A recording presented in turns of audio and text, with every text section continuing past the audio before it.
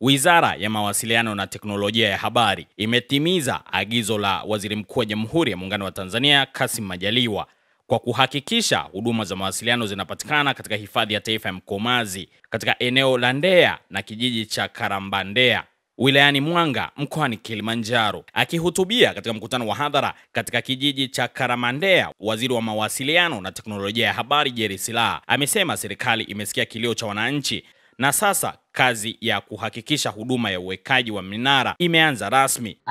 Aliniagiza nije nihakikishe pale kwenye geti la hifadhi unakuwa na mawasiliano, lakini hapa kwenye kijiji cha Karambandea na kwenyewe kunakuwa na mawasiliano. Naomba kupitia mkutano huu kueleza kwamba maagizo yale aliyotoa tarehe 25 mwezi wa 3, tarehe 26 nilimwagiza katibu mkuu aliunda timu, na tarehe 27 ya mwezi wa 3 timu hiyo ilikuja hapa.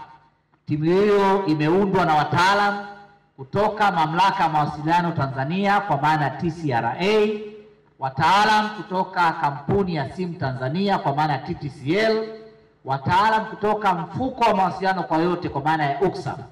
Walikuja hapa wilaya ya Mwanga na wamefanya tathmini si tu kwenye maeneo haya ya geti la hifadhi ya Mkomazi la Ndea au kijiji cha Karambandea, lakini maeneo yote ambayo yanazunguka maeneo haya. Na taarifa hiyo ilishawasilishwa kwangu kama alivyosema mkuu wa wilaya.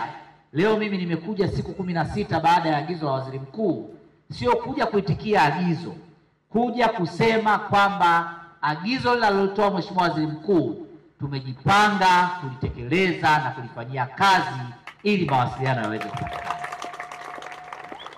Kwamba Mheshimiwa Daktari Samia Suluhu Hassan anafanya kazi kubwa sana kwenye sekta ya kupeleka mawasiliano kwa wananchi, hasa wananchi wa vijijini.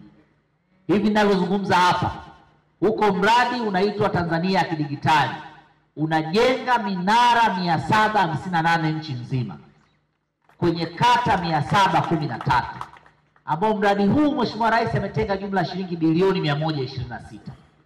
Lakini kwa kuwa Kilimanjaro ni sehemu ya Tanzania, hapa mkoani Kilimanjaro inajengwa minara 38 na jumla shilingi bilioni 7.1 zimekuja hapa na minara inajengwa. Mmemsikia Mheshimiwa Diwani wa kata ya Kwakoa, Mheshimiwa Ngungi, amesema kwa sababu hapa kwenye wilaya ya Mwanga jumla ya minara 6 inajengwa, na yeye amesema kwenye kata yake huko mnara wa Nguru kwenye kata ya Kwakoa, huko mnara wa Kwakoa kwenye kata ya Kwakoa, lakini huko mnara mwingine wa Kiria ndani ya wilaya ya Mwanga unajengwa, huko mnara wa Kibisini, huko mnara wa Kwanyange, kote wanajenga minara, na Mheshimiwa Rais Dr. Samia ameleta minara kwenye wilaya ya Mwanga. Nimesema nianza kwa kusema haya ili mjue kazi kubwa inayofanywa na Daktari Samia Suluhu Hassan katika kuhakikisha Watanzania wanaunganishwa kwenye mawasiliano ya mtandao wa simu. Na mawasiliano haya kwenye minara hii sio tu minara inayojengwa 758, iko minara mingine 468 ambayo imeongezwa hadhi. Kuongezwa hadhi maana yake nini? Kulikuwa na minara kwenye maeneo yetu ambayo inafanya mawasiliano ya kizazi cha pili ama second generation. Minara ya kizazi cha pili kazi yake ni kupiga simu na kutuma message. Minara hiyo 468 ambayo yote imeongezwa nguvu. Imeongezwa nguvu toka minara kuwa ya kizazi cha pili kwenda kuwa kizazi cha 3 na cha 4, ambacho pamoja na mambo mengine itawafanya wananchi waweze kuunganishwa na mtandao wa internet. Ukosefu wa mawasiliano maana yake tutashindwa sasa kutumia fursa vizuri ya uwekezaji wa Mheshimiwa Rais kwenye upande wetu wa utalii. Umeona Mheshimiwa Waziri umefika kwenye geti hili litapitisha watalii wengi. Na itawarahisisha watalii kutoka mbuga jirani ya Tsavo Kenya.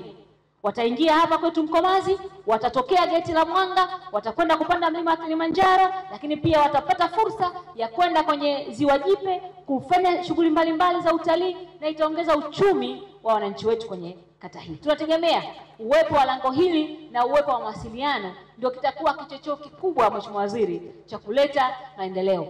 Naomba Mama Samia aniletee sisi mnara, kwa sababu sisi tuna changamoto kupiga simu.